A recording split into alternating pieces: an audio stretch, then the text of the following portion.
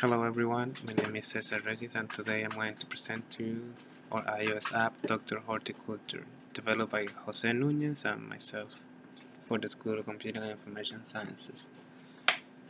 What is the project definition or the problem that we're trying to tackle? Well, basically what we're trying to do is reduce the amount of fertilizer that farmers are using and try to help the environment by reducing the amount of fertilizer that goes into the environment and causing pollution.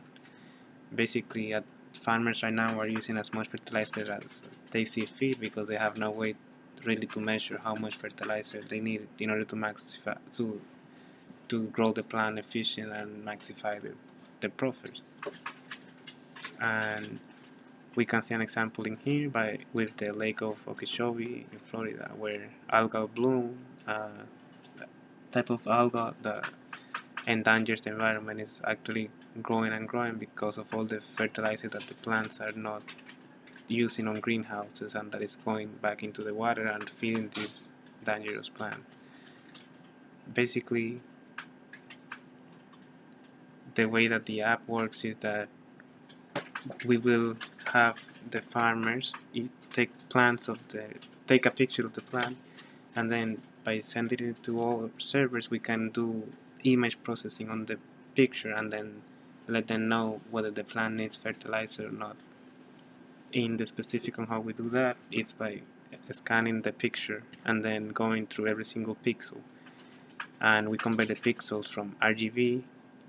and get an index of how green that pixel is from 0.0 all the way to 1.0. We do that for every single pixel in the image, and then we take the average of those indexes, and basically what we will end up is with a number that tells us how green the plant is, and we compare that with what we have in our database for that specific plant. Based on our product owners research, we have like a control data that we have for every plant, so we know what a healthy plant index should look like, and we calculate the discrepancy that we get from the application and compare it to the database value, the standard, and based on the discrepancy we can let the user know whether the plant needs fertilizer or not. And here we can see a use case diagram developed for the app, in which the user can do different type of actions with and interact with different kind of services such as the database, the iOS Safari web browser, photo gallery, and they can sign in, log out, sign up with an email, log in, select the image, and then send the image to our servers for processing. For the system design, we decided to use the model view controller for the front end and the client server for the backend.